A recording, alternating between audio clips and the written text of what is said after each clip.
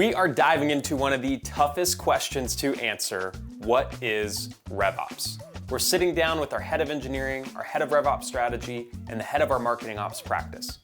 We'll be covering why it's so hard to define what RevOps is responsible for, when you earn the right to call it RevOps and not just sales ops, how marketing ops fits into this picture, who RevOps should report to, and a case for bringing back an executive role that seems to have been lost in the world of startups. Hope you enjoy.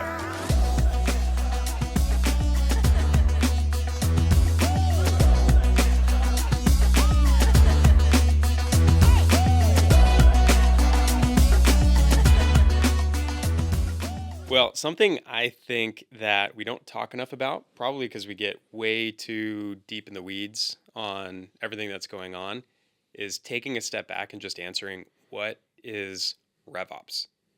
So it seems like something that should be an easy thing to answer, but I know there's a lot of different definitions, and it's a really tough topic to tie down exactly what it is. So I thought we could talk about what RevOps is, maybe what RevOps is to us. If you want to ask the RevOps company, what do we think RevOps is? Hopefully we can triangulate a little bit around a definition. But the first thing I want to open with is just, why do we think there are so many definitions of RevOps? Yeah, I can get us started on that one. I think it all really begins with the infancy of the discipline, right? We're the RevOps company, but as far as my experience goes, I hadn't even heard the term RevOps until around 2018, 2019. That was the first time in a Folkcast podcast of all things where I heard the term being thrown around. Back then, I had just started my sales ops journey, and it was like, whoa, this is a different way of thinking about the discipline as a whole.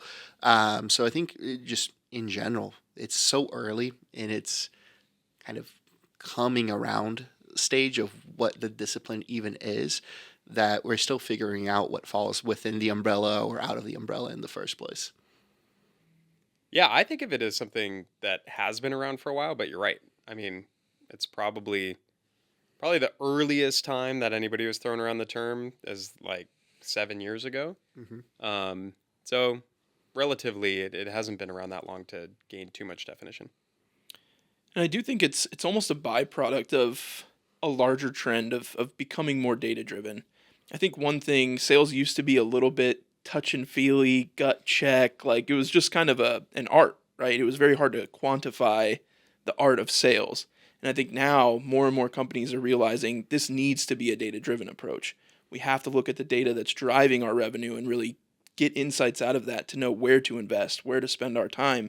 Holistically, just everything is becoming more data-driven. And so I think RevOps is a huge part of that, and owning the data relationship with sales and how that impacts your revenue. Yeah, and I think I kind of view the evolution of RevOps following the evolution of technology. I mean, as time goes on, more and more tools are being leveraged to automate parts of the marketing and sales funnel, measure it more effectively, more accurately. So as just sheer volume of technology and tools and the complexity of pulling all of these tools together increases, the need for a centralized go-to-market or revenue operations organization increases, right? And I think that's still going up today, which is why I still think that revenue operations as a discipline is one of the few functions within the go-to-market org that is still growing in terms of percentage share of the organization because of that advancement in technology. So I think that also impacts what RevOps is that as new emerging technologies come, are released and launched, what the definition of what RevOps is and what they handle tends to kind of morph and shift with those technologies. So that's kind of how I view it. Yeah, I think that's a good point. Like RevOps, before, the tech stack used to be a CRM. Mm-hmm. Yeah. So you would have Salesforce or one of the older ones, maybe before our time. But that was pretty much it. Now, the average tech stack, the core go-to-market tech stack, is over 30 tools. So I think when it gets to the point where it has that level of complexity, you have to orchestrate that amount of technology. You can't solve it with just sales ops or marketing ops or um, hoping your IT department takes care of it. You have to have a team fully dedicated to manage that level of complexity. Yeah, especially when it comes to these tools that are crossing over departmental boundaries, right? Especially with the CRM being a home not only to the sales team, but also marketing data and connecting to marketing automation tools and things like that.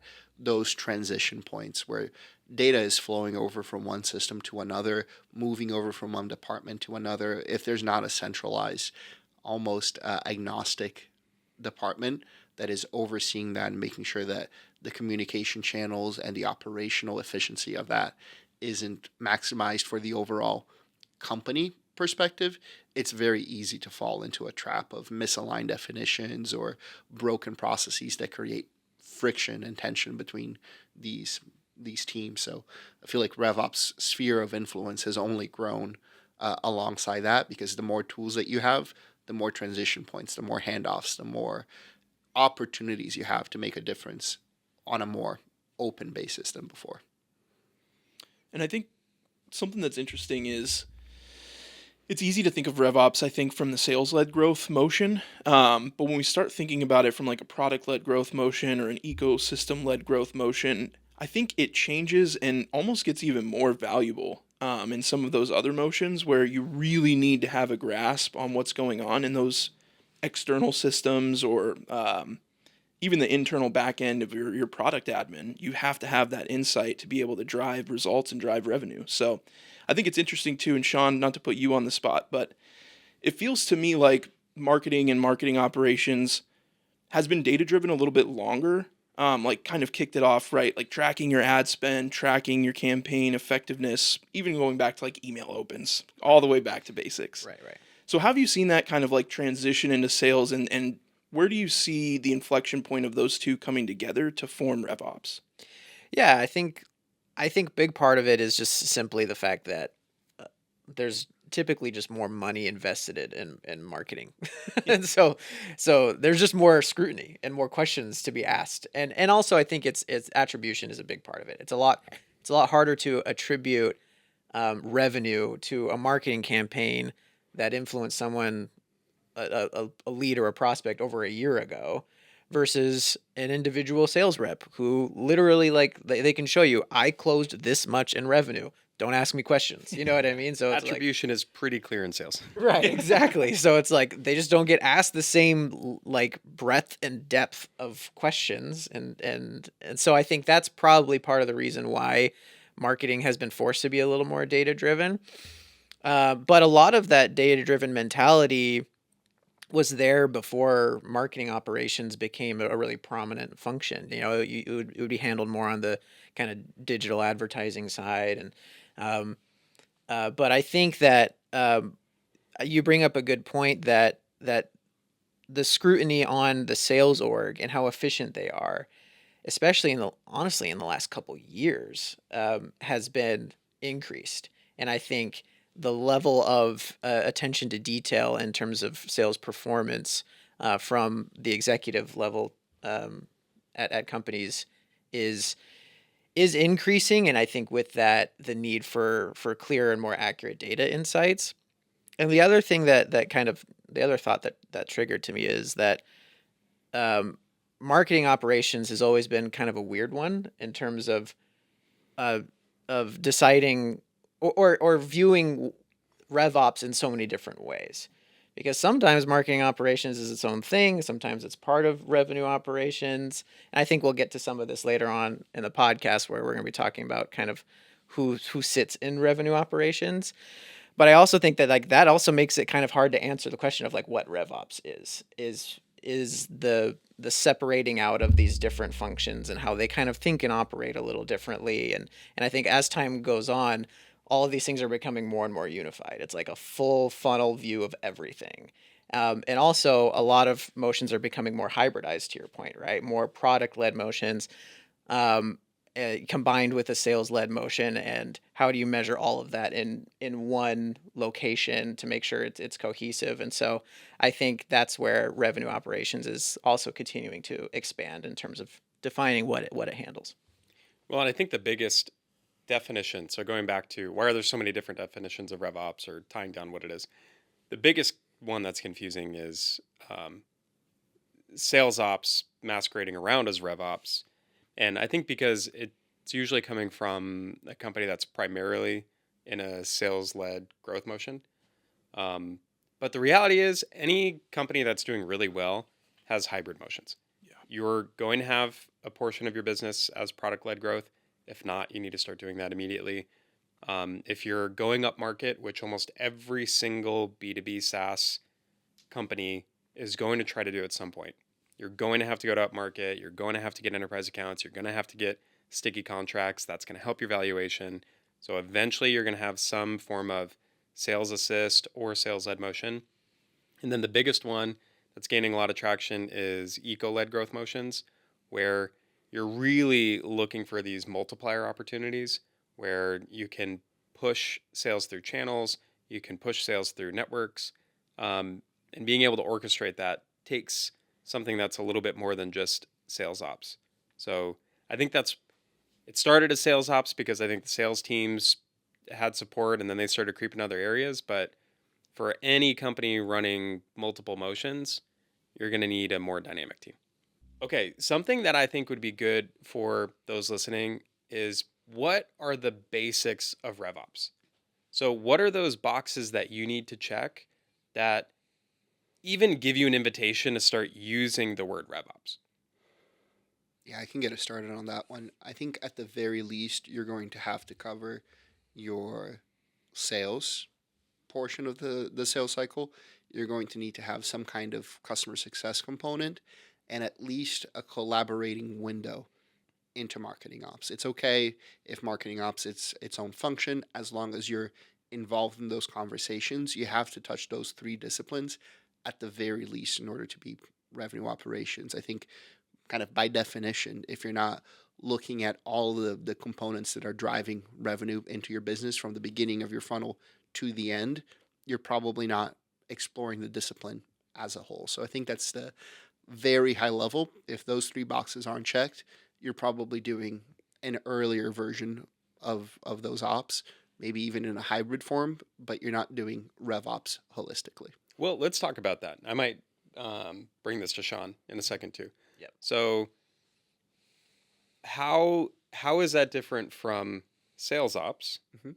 working with marketing ops, and when does it become RevOps collaborating with marketing ops? Because this is something that I think we see a lot. We see a company that has a RevOps department and then a company that has a marketing ops department. But it still feels like that's a little bit different than a company that has a sales ops department and a marketing ops department. Mhm. So what's the nuance that's different between those? Yeah, that's a great question. I think it comes down to the reporting hierarchy, not in the sense of who owns the roles, but how is the work actually being rolled up. You want to have both people in the room working in the same initiatives and sharing not only what's exclusive to marketing in those conversations with the sales operations team, and also having marketing ops be looped in the customer success and sales initiatives. If you have that level of collaboration and cross-functional endeavors within what you're doing, you're probably doing something that's a little bit more nuanced than just, hey, marketing, we're doing this, be ready for that, and vice versa. I think once they're all in the room working together on something, even if it doesn't sit necessarily within the same umbrella, you're still working as a unit to achieve a joint goal. Yeah, no, I think that makes sense. And also, if I'm being honest, I'm very confused about what like what people consider to be revenue operations and versus sales operations, right? Because if you, let's assume that for the sake of this discussion, marketing ops is not a part of, does not report to the same centralized ops leader, right? Which is common. Which They is would very report common. into a CMO, and then RevOps would report into a CRO. That's like a pretty classic structure right now. Right. So, and then at that point, like, could you justify the fact that customer ops and sales ops combined equals revenue ops? Maybe. To me, if I'm being honest, I feel like a lot of orgs slap revenue operations or go to market operations on their title because it sounds more impressive than sales ops. And Yeah, so, It's part of it. Yeah, yeah. sure. So I'd like, again, just like functionally speaking, I don't really view it as being like true revenue or operations or go to market operations until all go to market operations are actually on the same team, Yeah. right? Until then, it just kind of feels like it's just it creates confusion, but it's a more impressive label. If I'm I being honest about it, like I feel like that's kind of what it is. I agree. I mean, especially us being at LeanScale, like we Right. do RevOps, so we know what Right. the proper definition of RevOps is. I do think there is a RevOps light hmm that is out there. Um, I think if you're owning the data story in the RevOps department, which includes the marketing data, Yep. so if you're responsible for being the one to report up attribution, if you're responsible for reporting on results and performance to plan, then I think you're doing you're doing RevOps. You may not be building the marketing automation systems, you may not be building the marketing processes, you may not be deep in the weeds on the marketing data, but if your department owns the performance to plan story of marketing, then I think you can start to feel less guilty about calling your department RevOps. Yeah, like you're saying, for example, you may not have someone literally with the title of marketing operations manager in your org, but you're deeply involved in the marketing reporting, marketing data, um, growth planning, which involves marketing, all of that stuff. That makes sense to me. Yeah. And I think it's interesting too, and you guys can jump in on this, but with our engagements, it is one of those things where you come in and you're almost like, so what do you do here? You know, what does RevOps mean here? Right. And we have to kind of define that. And it's interesting how it is different flavors at every place. But I think the more you can get holistically under the RevOps banner from a data perspective, attribution perspective, anything that's really driving that growth plan or that growth model, that's when I think you could feel comfortable, to Anthony's point, is bringing those things in house. You don't have to own the systems. I know that that can be like a bridge too far for some people. They're like, I don't want to get into the marketing automation platform. That's totally fine, but you are downstream of that. So you need to own bits and pieces of that and work with the teams to make sure they're optimized for what you're looking for. Yeah, and I think um, a problem that some companies can have is that you can silo things, right? And so you have, to your point, the downstream effects, right? Usually there are the marketing systems which kind of tend to handle some earlier processes, and if there's not someone, at least one person, hopefully more, that has overlap, where like, hey, maybe they're not the biggest expert in this technology or whatever, but they're generally familiar with what's happening here and how it's functioning, and then they're also the subject matter expert over here, and then vice versa, right? There has to be some overlap, and as long as there's some overlap, then you'll probably avoid most of the issues. But I think in a lot of companies, it's like a hard silo. It's like, Mm-hmm. I don't know what's going on in that system, I don't want to know what's going on in that system, and then the person who does know what's going on in the system thinks the same way about the CRM or about the lead routing system or whatever, right? So, and then what happens is you get into these issues where it's like, well, we had to do this because we had to build this like weird funky process that doesn't work really well because we're trying to account for stuff happening over here that isn't optimized. It's like, well, why aren't you coordinating with that person to just have them fix the problem at the source rather than like you putting this band-aid on over here, right? So I think going back to like the basics of revenue operations, I think if you're going to call yourself a revenue operations org, there needs to be some level of oversight overlapping. You don't have to be the expert in everything, but you need to be generally aware and involved and at least have input in major decisions being made across all go-to-market systems. Piggybacking off of that, I think tying it back to a data analytics concept, I think it comes down to what you described, Sean, the concept of stewardship, right? You might not be the one that's responsible for owning the process or being the subject matter expert, but RevOps has a role in maintaining that data and keeping it clean and making sure that it's traveling across the systems in a way that is ready for the next person in line to use it ultimately for the role of being able to drive executive insights and business decisions. So if you're caring for that data and being a steward of the data, the processes, the actions that are taking place, odds are you're doing RevOps work.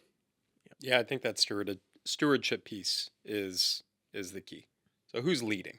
Mm-hmm. And if you're in a totally different department, only leading your area, then you probably shouldn't be calling yourselves RevOps. Right. Okay, so those are RevOps basics. So that just earns you the right to put the title on LinkedIn, and you're not just masquerading around as RevOps when you're actually just doing sales ops. Which I find it funny, marketing ops doesn't tend to take this on and just like slap the RevOps banner on their department, but probably conversation for a different day. There would be an uprising if that Yeah. happened. I think they're like proud, like, yeah, we're marketing ops. This means something. Where sales ops like, I don't want to be called this anymore. Okay, so what would advanced RevOps current state right now, like what is a team where you'd look at them and be like, yes, that's the model of what RevOps should look like? I think the biggest thing for me is owning the planning side of things, owning the modeling, the growth modeling. I think a lot of people in revenue operations that we talk to, we present our growth model to them, and they're like mind blown.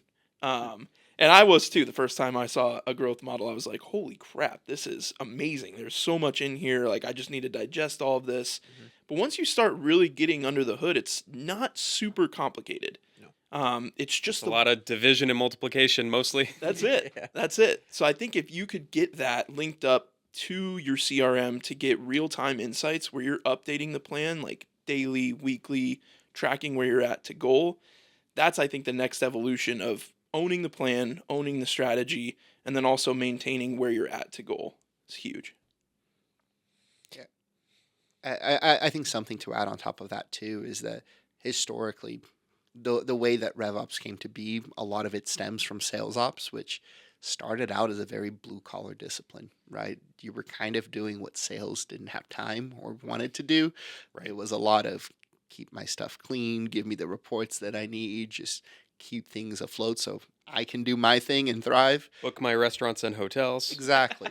So I think modern RevOps has shifted the narrative significantly on that. And if you want to wear that badge proudly, I think you have to own those processes, right? A modern RevOps department shouldn't be listening to the feedback. They should, because obviously what you want to design is aligned with what sales is doing or should be doing. But you're the one who should be bringing recommendations on what processes should be, what territories should be, and giving that to the sales organization so that before it becomes a need, you're creating an efficiency for them. So I think the more proactive you can become in terms of addressing future needs, creating better processes, protocols, systems that answer questions ahead of time, and you're facilitating their life rather than having to be required by them to do things, the better equipped you are to be a modern RevOps organization. Yeah, and I think a big part of what a big part of how I think about marketing operations going from basic to advanced, and I think this applies to all of revenue operations, is the difference between being a request taker and a strategic partner to the business. So I think when you become a strategic partner, that means you do own the growth plan. And you don't just own the growth plan by putting a spreadsheet together. You own it by actually pushing forward the strategic conversations, giving your opinion on what sales and marketing should be doing based on the data, right? So I think advanced revenue operations teams are highly opinionated about go-to-market strategy and what you should be doing, and not just in the numbers and surfacing those up, based off of the data. So I think that's what I honestly like. I don't even know if I would call that advanced revenue operations anymore, because it kind of feels like that's like, oh, that should be not the norm. But I feel like that should just be the norm now. It's like if you're in revenue operations, you should have an opinion, and if you don't feel confident that you have an opinion, then you need to create the data and processes to give you that confidence in having an opinion, right? So I think that's in my mind what more again, I don't even want to call it advanced. I think that's what revenue operations should be now, you know. Yeah, that's definitely our standard. And I do think it's the ownership, it's the leadership. And if you have the title of VP of revenue operations, even director of revenue operations, I would consider that a junior COO position, Hmm. which is not an analyst position. It's a leadership position. So, just like you said, have an opinion about where we should invest next. Should we expand our SDR team? Should we expand our paid advertising spend? Should we hire salespeople in different regions? Should we hire more enterprise salespeople, more mid market salespeople? Where do we want to invest the resources that we have to give us the best shot at hitting our growth plan? So if you're trying to double, triple your growth, have an opinion of how you think you can get there. And it ends up in a spreadsheet, it ends up in a growth model.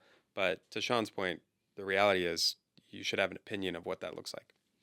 And I think it's worth highlighting too the position that you're in as a RevOps professional, being able to work with all different parts of the business that are driving revenue. There will be no one who is better equipped and exposed to more data, more context, more perspectives than you as the RevOps person in seat. So it's not just a nice to have an opinion. You must have an opinion because no one else is getting that kind of exposure. And if you're not communicating what you're seeing to the team, you're actively doing a disservice to the company and the people that in your kind of domain you're supposed to be helping out. So don't take it for granted. Yeah, I agree. I think that's a standard. I think that's what it should be. Um, RevOps has grown a lot in a pretty short amount of time. And I don't expect the growth to slow down or the change in influence to slow down. So I think something that, especially us, we need to keep our eye on the ball of is where is RevOps going? So what's the direction that you think RevOps is going, and what is it going to look like in the next couple of years? Yeah, I think it's getting exponentially more technical. We've talked about this a lot, but the tech stack is growing, and I think that's amazing. That means that we're getting better at doing what we do really well and allowing tools to do what they do really well. So, bringing in generative AI into your processes, bringing in these tools can really help you optimize your day to day work so that you're not spending a ton of manual time keeping things updated, keeping things enriched, clean. But with that comes the ownership of those technical pieces. So, now you're thinking new data pipelines, right, into these new applications. So, from a LeanScale perspective, I'll just say, we transitioned to more of like from Salesforce admins, technical people to full on engineers. So now we are a team of full on go to market engineers. So that means covering the tech stack, the data movement, even the customer's individual applications. So it really spans more than just your sales operations. And I think we've talked about that. But all of the downstream and upstream tools are becoming much, much more technical. They definitely are. And this, I agree with you. I think that's going to be the biggest trend. And you're not going to be able to just solve it with Salesforce. Yeah. Like, this is going to be 1/100th of an aspect of the overall problem that you have to solve of orchestrating all the technology and making sure that the data is in the right place at the right time. So before, when I was a head of RevOps operating inside a company, you could get away with I've got a Salesforce admin who's like kind of good, and me who's like a decent analyst and business operator. So that could make a decent team. Now, 9 times out of 10, you're going to need a data warehouse to manage all of the complex data that you have. You're going to need to be well versed in 30 plus tools, which those tools themselves are getting more technical. I mean, we talk about tools like Clay, RB2B, and you're going to need to start to get comfortable and confident in things like prompt engineering. That's not something that is a basic admin level capability. Like Right. these are advanced level capabilities. And if anybody thinks that that's slowing down, they're severely lost. It's complicated now. It's going to 10x in complexity in the next couple of years. Yeah, huge plus one. I think that it also depends on the stage of company you're at. I think if you're a Series A, Series B, like yeah, you could probably get away with not having a data warehouse and get the reporting you need, off of like a well-built Salesforce instance and maybe some other tools you have at your disposal. Once you get to like Series C and beyond, if you don't have a centralized warehouse where all of this data is being housed and being able to um, uh, join data from different tools together to create like the actual view that you want, right? I think you're kind of behind the ball a little bit, and you need to get that set up quickly. Well, Um, especially when you're mixing multiple growth motions. right, So all of these 100%. companies, and you may not do that to your point at the Series A level. Maybe you're primarily making it with, a product-led growth motion or a sales-led growth motion, but eventually you're going to have to do multiple, where you're going to have to track data in your product Right, really, really intensely. You're going to have to track your sales data really intensely, and then also your ecosystem. Like that's going to be another disparate data source that you're going to have to integrate with the rest of your data too. yeah, yeah, and I think there's some people in the RevOps world that are still thinking about that as an if question and not a when question. It's 100% a when question. So just start thinking about that now about like how you want to set things up, and then once the time is right and you have the money to invest in those tools, then pull the trigger. That's almost as silly as like, oh, we're only in market in New York and LA. Right. Like, what are you talking about? You don't. What do you mean you don't sell across like Right. multiple countries and regions? Like that's stupid. Right. But before you would have reps like, oh, my territory is this like zip code, and that doesn't even make sense anymore. Right. So I think people saying like, oh yeah, we're a product led growth company. Like, you better be both because you're gonna need to be to grow at the rate that I'm sure your investors expect you to grow at, or Right. we're a sales led growth company. Well, you better start working on getting that product to sell itself too, or else you're not gonna make it. Right. Yeah. And it honestly it puts more pressure on revenue operations leadership because they have to know how to set up how a product led motion should work, and they have to know how a sales led motion should work. Whereas before, you can kind of get away with like, oh, like I'm just kind of I'm this type of person or this type of expert. It's like, nah, you kind of need to know you kind of need to be dangerous in everything now. Yep. So that makes sense. So on top of like the move to the professions being more within revenue operations be more like engineering, highly technical, living in a data warehouse more as opposed to in your CRM. The other thing that I had was uh, growth operations, what some people are calling growth operations, which is actually using, I mean, AI is a big part of this and a big part of the unlock here, but actually using tools that don't require a sales rep, that just require a highly technical person who has ideally has some like sales way of thinking and ability to message things well, to set up automations that are highly personalized, mimic what a salesperson would be doing, but these tools are highly technical. So as this technology continues to become more prominent, I think revenue operations is one of the few functions within go to market that's not going to downsize as these technologies advance. And if anything, it's going to increase and grow more, as people need to be, the highly technical people need to be owning these tools and implementing them. So, and the other thing I want to say about growth ops is I think the other reason why I think it's gonna grow more is because never has revenue operations been able to be so directly tied to revenue generation.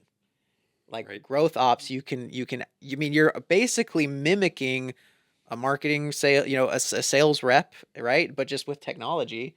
So you can actually report on like like the revenue operations team themselves. I think this will become more of a thing in the future where you'll be reporting on like revenue operations generated leads, right? And I think that's going to become a bigger deal, as these technologies emerge.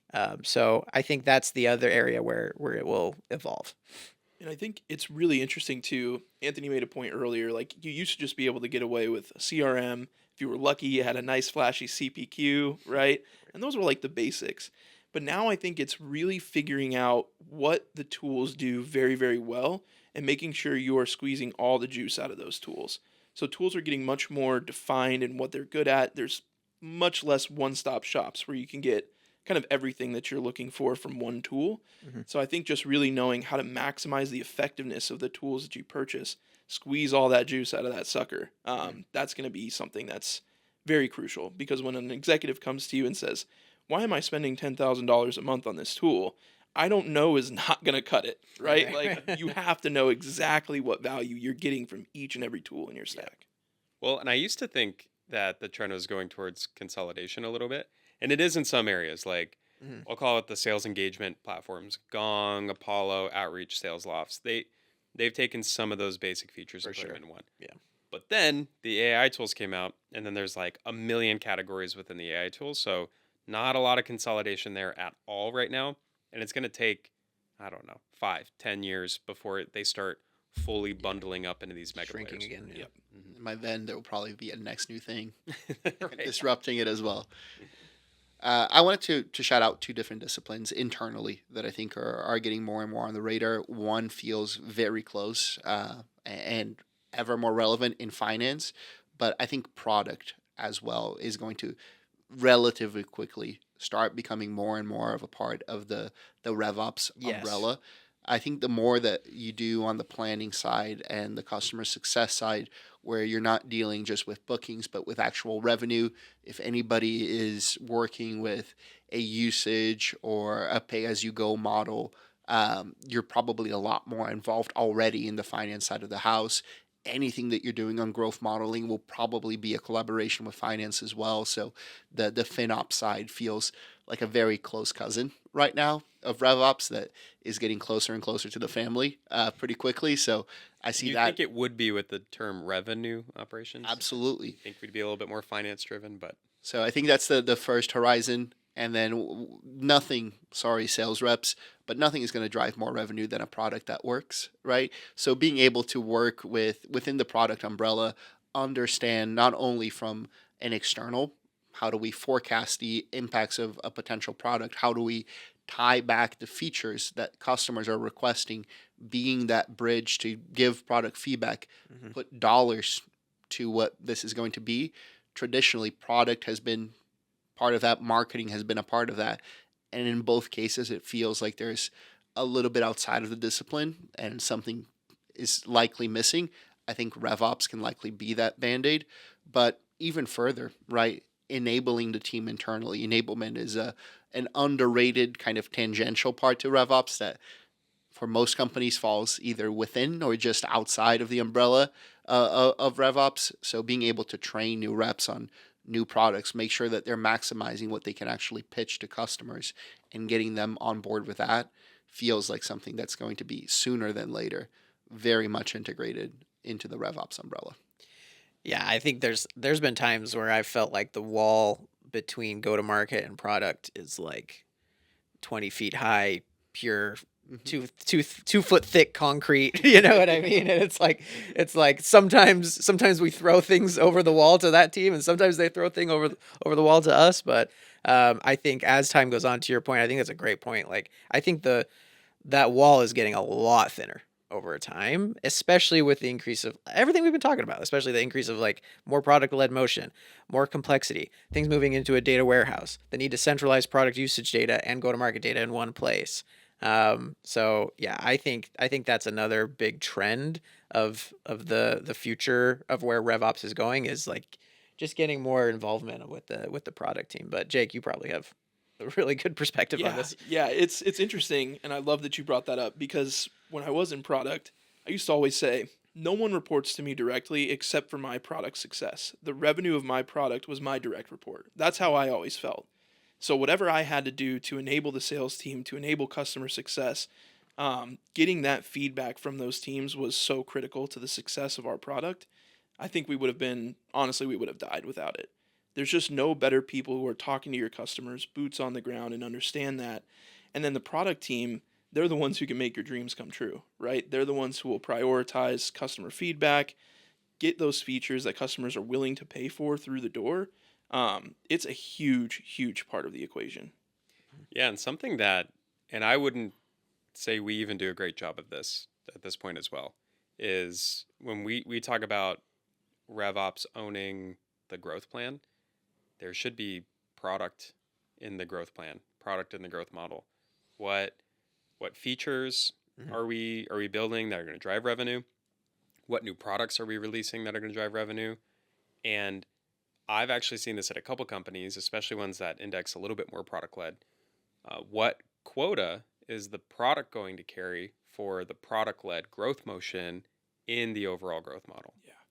So I think bringing product into the conversation and making sure that you don't have that big wall between them is going to be super important. And the companies that do that really well are going to perform at a really high level. So, and I wanted to tie it to what Bernardo's bringing up too is the finance portion. So that growth model inevitably turns into a financial model. And I do feel like we're speaking similar languages, but maybe slightly different dialects when we're communicating with finance. Mm-hmm. So I think there's an opportunity for RevOps to take their financial skills up a notch. And maybe people who are traditionally doing like FP&A type of work find themselves into RevOps, or you start to recruit those type of people, because I think they're going to have the Rosetta Stone to bring your go-to-market growth model into a full-blown financial model too. It's also something that we've seen a little bit more over the last few years in terms of even structure too. RevOps teams that are reporting directly to the CFO have become a relatively common occurrence. It's not the norm, but more and more these departments are being tied together from reporting lines as well as functional lines. It just makes sense to tie these together because revenue and finance, who'd have thunk it, kind of go hand in hand. So Yeah, I think the best RevOps orgs I've been a part of in the past are ones that work really closely with finance and have really good partnership with folks on the finance team. And but that's been kind of more the exception than the rule historically. So I think I agree.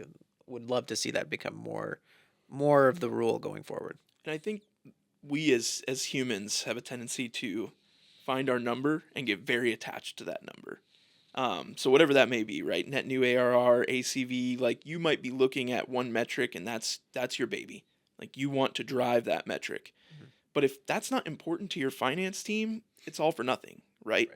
You can really make your finance team's life a lot easier by optimizing what you're giving them upstream. Mm-hmm. So if we're speaking that same language, we've gotten on the same dialect now, we're looking at the same number, it's a lot easier for those two teams to collaborate when there's not so much like, well, why does your number say this and mine says this, which I think we see still pretty frequently. Right. Yeah. And I think for the most part, it's going to come down to two things, especially for a VC-backed startup. It's going to be ARR. That's going to be king. And then it's going to be revenue. Outside of that, actual recognized GAAP revenue. ironically, both of them have revenue in the name. Very different definitions. Very different numbers. One of them has a clear definition. There are a lot of different definitions of what your ARR is. Right, exactly. One last thing when I'm thinking about where RevOps is going. So you have somebody in this position where they're really quarterbacking every department of the company. So if you're doing it right and you're doing it the way that we think it should be run, you're working with product, you're working with finance, you're going to be working with people ops, because a big part of a growth model is going to be hiring and recruiting and training and enablement. You're working with sales, marketing, customer success, partnerships and channels and ecosystems. You're working with the executive team. You're likely going to board meetings. You're likely in the room for fundraising conversations. I think a role that has been missing from startups for a very long time, or has been misused, is the chief operating officer. And I think our VP of operations, VP of revenue operations type of archetype that we're talking about, I think in the near future, really good startups are going to find that type of person and put them into a COO position, and then have revenue operations, as we're speaking about it, live in that world. Because you are pulling the entire plan together. you have more context than anyone, and you have a lot of influence. But to nest you under a chief revenue officer, which 9 times out of 10 is a VP of sales, to nest you under a CMO, which wouldn't make sense if they're not working on sales, customer success, and everything else we talked about, or even nesting them under finance, which has been a decent option. Mm-hmm. But really, I feel CFOs tend to be a little removed from the field and the context of what's operating day to day. You need that executive that has executive level authority, executive level decision making power to be able to own this function. And I think in the near future, high performing startups will start to reintroduce the role. Not how it's been used as a let's slap that title on a co founder type of role, but let's actually bring that role back to what it should be and then have that executive leader run these type of teams.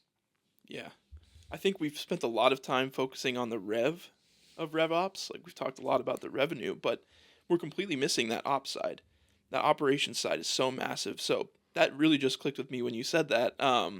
It's such a natural fit when you have the complete vision of your sales and of your revenue organization, but then to tie that in with HR, people ops, you know how people should be trained because you've kind of seen what's worked, what hasn't worked, where people have stumbled along the way. I think it's just such a natural fit that makes total sense to me. Yeah, and I think there are as revenue operations has evolved over time, it's gone from, hey, the most senior RevOps leader at your company is director level to the most senior RevOps leader at your company is VP level. And I think now we're in the SVP stage. It's very common to see kind of EVP, SVPs of operations, revenue operations. And I think the next natural evolution from there, because again, I genuinely believe that revenue operations will just continue to grow in terms of percentage headcount within the go-to-market org. I think the next natural progression is those people evolving to a COO role. And I think right now, to your point, people almost like come into a COO role over the top, as opposed to kind of like building from within, which is kind of a unique thing because in finance, like you start off in finance and then you just meander your way upward in finance until you become a CFO, and that's just a very, very clear path. The same thing could probably be said for like a CRO. Usually it's like someone who starts off in sales, does a really good job, goes into sales management, and kind of moves up that path. Marketing's a little different because you can get to a CMO role in a lot of different ways, but still, like you're in the marketing org and you're moving up through the marketing org. And so I think I agree with Jake. Like what you said really clicked with me. That I think that's really the next natural progression. And I think it's needed. It's needed to have that level of C-level representation for an operations team. And I think often the idea of a COO people put on the CEO, especially in like early stage startups. I think the real issue though is you need the CEO to be the person who owns the vision. What is this company going to be 5-10 years from now? Constantly living in the future. You need the COO to be very present and to be living in the today and then converting that vision into something that can actually become a reality. And another thing that's also in particular for the companies that we're talking about, B2B, SaaS, startups, often the CEO is a technical founder. So they're, at the highest level of development, maybe they're a CTO before. So that person is not really designed to be a COO. So to put those responsibilities on that person is a big mismatch. And you don't want them focusing on this stuff. If you have a technical founder, have them go build the product. Bernardo said it earlier. Nothing is going to sell better and grow your company better than having a lights out product. Like if you have the best product in the world, you're going to win. Yeah. Even if you do this RevOps stuff kind of like... You can be pretty bad at RevOps. Yeah. And have a great product and still do really well. You can have, kind of poor reps, kind of not great RevOps. You could have grown way more, sure, but right. But product is what drives these companies. So if you have a technical founder, don't waste their time with COO responsibilities. Bring in a proper COO to take that off of their plate so they can focus on what's going to drive the company from their side too. But to your point, like bringing in a proper COO, I don't think to this point has been, let's bring someone in who's been in RevOps for 20 years. No, It's like it's usually my other technical founder, my other technical co-founder, Right. or maybe somebody who's more like a CRO profile. Right. And let's slap COO on their title. Right. But they have no clue how to do a proper COO job. Right. Exactly. No, I love that. Well, this has been awesome. I love how a simple question of what is RevOps can lead to so much conversation. But just wrapping it up, I think there's a lot of confusion. One, because it's new. Two, because people are using the title when they probably shouldn't be. Mm-hmm. The baby steps of RevOps are really, are you owning the performance to plan discussion and owning the growth model across all of go-to-market? Even if you have marketing ops like running their own thing and doing a lot of work, if you're the one being a good steward of the overall go-to-market operation, then I think it's appropriate. A current modern RevOps team right now, you should own the growth model. You should own all of the operations teams on the go-to-market side. Where is it going? Number one, exponentially getting more technical. There are new tools getting thrown in the market at a higher rate than ever before. There's a higher number of tools in the core go-to-market tech stack than ever before. And you're going to need not Salesforce admins. You're going to need proper developers and engineers to be able to instrument the technical infrastructure to move your company forward. And also, you need a seat at the table with a leadership role. It's likely to be in the future that COO position and bringing that back to VC-backed startups. Guys, thank you so much. This was great. Appreciate it. And for those listening, hope it was helpful too.